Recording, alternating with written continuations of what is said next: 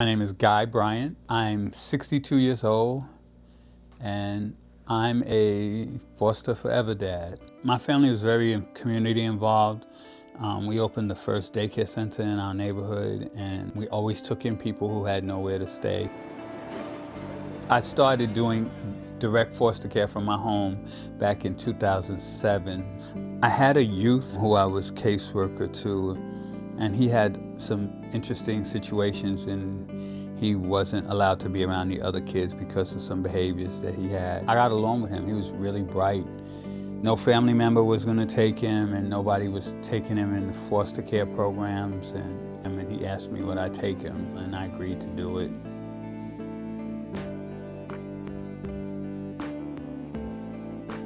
I'm different things for different people. Some people need a father. Some kids call me Pop. Some people need a mentor. Some people need a career coach to guide them. Some people need social service because they have mental health issues. So I'm all those things. I've always been very nurturing, and I'm not ashamed of being nurturing or hugging my kids or affectionate to them because that's what they need. They look at it like, Dad, this man really cares, and I do.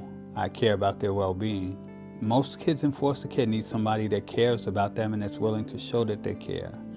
And I have kids that came from horrendous situations where they were homeless and there was no food. We have kids who were sexually abused. We have kids that were physically abused, and even the mental abuse where, like, kids' self-esteem are so low because they've been told that you're not worthy, you're no good, you're this, you're that.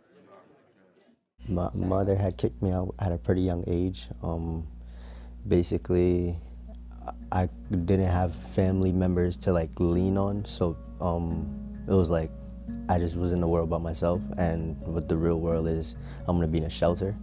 So Mr. Bryant was in charge of my case, and he liked how I was, so he just took me in. And then after that, we just took a bond from there. I call him Pop. I feel like he's my Pop because he does everything as a father figure. If I need to talk to him about something, then he's there for me. If I need something, he's there for me. He knows my things goes a long way, because if it wasn't for him, I would still probably be in a shelter, or even worse, being out in the real world where it's like a jungle and everything, and it's like everybody's for themselves. No, it's not really for me.